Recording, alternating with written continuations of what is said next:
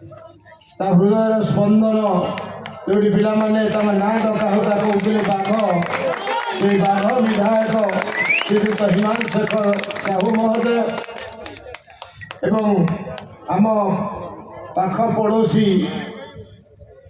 विधायक तथा जड़े नायक सिने जगतर श्रीयुक्त आकाश दास नायक महोदय एवं मंच उपर थिबा भारतीय जनता पार्टी समस्त देवदुर्लभ कार्यकर्ता मंच आगे उपस्थित थिबा समस्त देवदुर्लभ कार्यकर्ता आयोजक मंडली समस्त को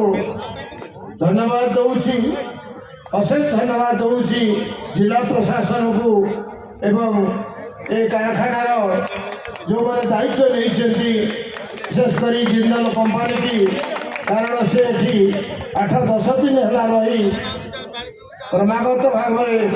ये महोत्सव किभली सफल होपाई लगी आमे भावुचे आम सुकेन्द्र बड़ महोत्सव करीचे आमठू बड़ महोत्सव हूँ धर्मशाला देखिए आप 13 दिन